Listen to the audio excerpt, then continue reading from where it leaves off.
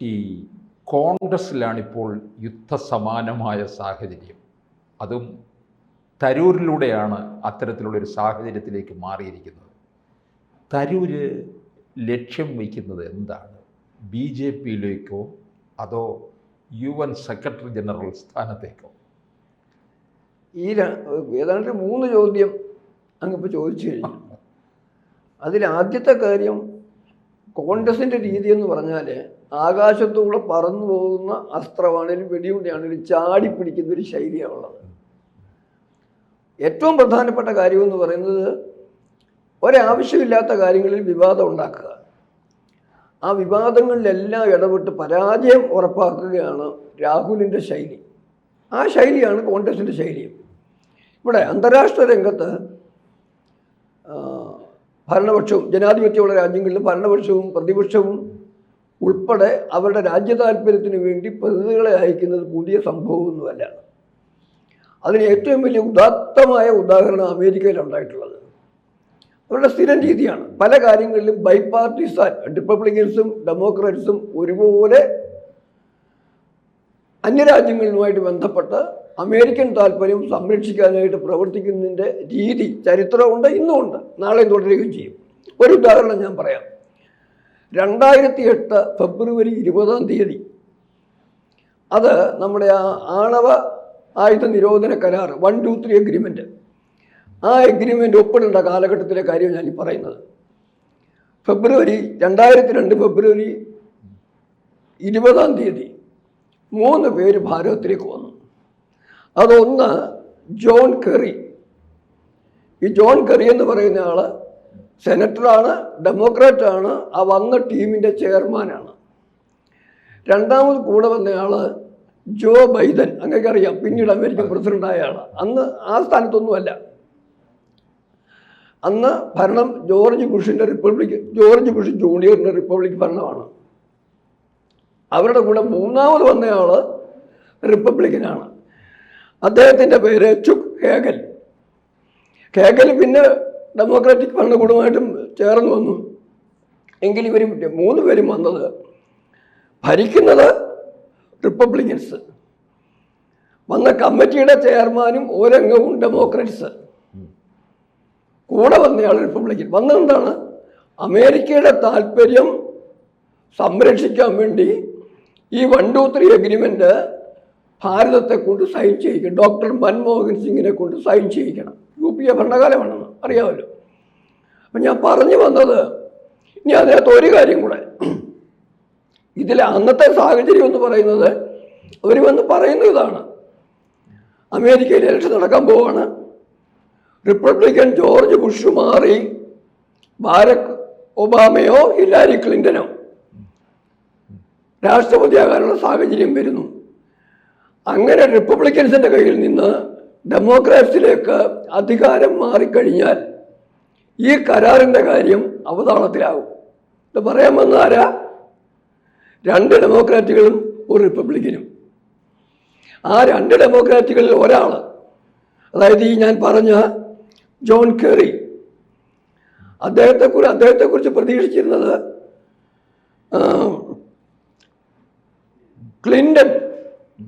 Hillary Clinton president ആവുകയാണെങ്കിൽ vice പ്രസിഡൻ്റായിട്ടോ secretary of state ആയിട്ടൊക്കെ ഉണ്ടാകാവുന്നതാണ്. മറ്റേ ഇദ്ദേഹം ജോ ബൈഡൻ ആണെങ്കിൽ ബാരക് ഒബാമ വന്നാലും, ഇവർ 2 പേരിൽ ആര് വന്നാലും അവരോടൊപ്പം നിൽക്കുന്ന 2 പേരെയാണ് ബോധപൂർവം അമേരിക്ക. അന്ന് നമ്മൾ ഇവർ തമ്മിലുള്ള ഇലക്ഷൻ നടക്കുന്നതേ ഉള്ളൂ, പ്രൈമറി കണ്ടസ്റ്റ് നടക്കുന്നതേ ഉള്ളൂ. ആരാണ് ഡെമോക്രാറ്റിക്കിൻ്റെ പ്രസിഡന്റ് എന്നൊരു ഉറപ്പായിട്ടില്ല.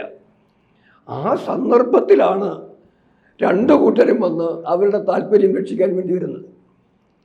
ആ ജോ ബൈഡനാണ് പിന്നെ അമേരിക്കൻ പ്രസിഡന്റും ആകുന്നത്. അപ്പം അമേരിക്കയുടെ താല്പര്യം സംരക്ഷിക്കാൻ വേണ്ടി ഇങ്ങനെ 2 കൂട്ടരെ ഇങ്ങോട്ട് വിട്ട അന്താരാഷ്ട്ര ബന്ധങ്ങളുടെ സാഹചര്യത്തിലാണ്. അത് ഇവിടെ കൊണ്ട് അറിയാമല്ലോ, നരസിംഹറാവിൻ്റെ കാലത്ത് വാജ്പേയിയെ വിട്ടതൊക്കെ. അപ്പോൾ ശശി തരൂരിനെയോ അതിലും പ്രധാനമായിട്ട് ഒവൈസിയുണ്ട്. 7 ഗ്രൂപ്പുകളിൽ ഒന്ന് ഒവൈസിയാണ്. ഏറ്റവും കൂടുതൽ കഴിഞ്ഞ കാലം വരെ ഈ ഭീകരവാദികൾക്ക് അനുകൂലമായ തീരുമാനം നിലപാടെടുത്തിട്ടുള്ളതാണ് OSC. കമ്മ്യൂണിസ്റ്റ് മാർക്സിസ്റ്റ് പാർട്ടി അന്നും ഇന്നും എന്നും ഇസ്ലാമിക തീവ്രവാദികൾക്കൊപ്പമാണ്. അവരുടെ പ്രതിനിധിയായ ജോൺ ബ്രിട്ടാസും ഉണ്ട്. കോൺഗ്രസിന് തന്നെ മറ്റാളുകളുമുണ്ട്. BJPക്കാരും ഉണ്ട്. ചിലർ പറയുന്നത് BJPക്കാരില്ല. അതൊക്കെ കാര്യങ്ങൾ അറിയാൻ വയ്യാത്തവർ പറയുന്നതാണ്. ഈ 7 ടീമിനകത്ത് BJPക്കാരും ഉണ്ട്, BJPയുടെ നേതാക്കളുണ്ട്, തേജസ്വി സൂര്യ വരെയുണ്ട്. ഇവരെല്ലാം അടങ്ങുന്ന ടീമാണ് പോകുന്നത്. എന്ന് പറഞ്ഞാൽ അന്താരാഷ്ട്ര രംഗത്ത് ഭാരതത്തിന് അനുകൂലമായ ഒരു നിലപാട് എടുക്കാനും ഇസ്ലാമിക ഭീകരവാദത്തിൻ്റെ ഗൗരവം ആളുകളെ ബോധ്യപ്പെടുത്താനും അതിനുവേണ്ടി ഒരു അന്താരാഷ്ട്ര രംഗത്തൊരു നയതന്ത്ര ശ്രമം നടക്കുമ്പോൾ അവിടെ രാഹുൽ ഗാന്ധി പറയേണ്ടത് ഞാനും വരാം, അമ്മയും പറഞ്ഞുവിടാം, സോണിയയെയും പറഞ്ഞുവിടാം, പ്രിയങ്കയെയും പറഞ്ഞുവിടാം എന്ന് അങ്ങോട്ട് വോളണ്ടറി ചെയ്യേണ്ടതാണ്. അല്ലെങ്കിൽ സർക്കാർ താല്പര്യമുള്ളവരെ വിട്ടോട്ടെ എന്ന് പറയേണ്ടതാണ്. ഇവിടെ സർക്കാർ ചെയ്തത് ചെയർമാനെ സർക്കാർ തീരുമാനിച്ചു. ചെയർമാൻ 7 പേര്, മെമ്പർമാരെ വെക്കാൻ വേണ്ടിയിട്ട് രാഷ്ട്രീയ പാർട്ടികളോട് ആവശ്യപ്പെട്ടു.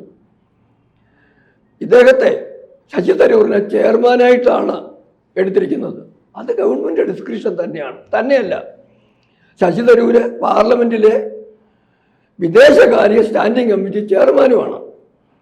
അപ്പം സ്വാഭാവികമായിട്ടും അത് ലോക്സഭാ സ്പീക്കറും രാജ്യസഭ അധ്യക്ഷനും ഒക്കെയാണ് അത് തീരുമാനിക്കുന്നത്. അപ്പോൾ അങ്ങനെ ഒരാളെ എടുത്തതിനകത്ത് യാതൊരു തരത്തിലും, പിന്നെ അതിലൊക്കെ പ്രധാനമായിട്ട് അന്താരാഷ്ട്ര ബന്ധങ്ങളിലെ അദ്ദേഹത്തിൻ്റെ കഴിവ്, അദ്ദേഹത്തിൻ്റെ പരിചയം, അതൊക്കെ വെച്ച് പറയുമ്പോൾ സ്വാഭാവികമായിട്ടും അതൊരു സ്വാഭാവിക ചോയ്സ് ആയിരുന്നു. ഭാരതീയ ജനതാ പാർട്ടിക്കകത്ത് തന്നെ ശശി തരൂരിനെക്കാട്ടിൽ സമർത്ഥരായ നിരവധി പേരുണ്ട്. ഇപ്പം ജെ പാണ്ഡ, അതുപോലെ രവിശങ്കർ പ്രസാദ്, സ്മൃതി ഇറാനി, ഞാൻ വെല്ലുവിളിച്ച് പറയാം, ഇവരൊക്കെ ശശി തരൂരിനെക്കാട്ടി കഴിവുള്ള ആളുകളാണ്.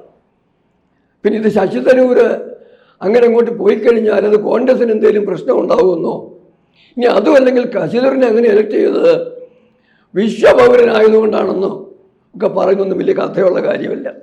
കാരണം അങ്ങനെ ഒരു വിശ്വപൗരത്വ പട്ടമൊന്നും ലോകത്ത് ആർക്കും കൊടുത്തിട്ടില്ല. എല്ലാവരുടെയും പാസ്പോർട്ടിൽ അവരവരുടെ രാജ്യത്തിൻ്റെ മുദ്രയാണ് ഉള്ളത്.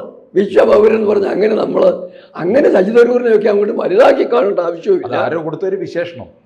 അങ്ങനെ വലുതാക്കി കാണേണ്ട ആവശ്യമില്ല, ഒട്ടി ചെറുതാക്കി കാണേണ്ട ആവശ്യമില്ല.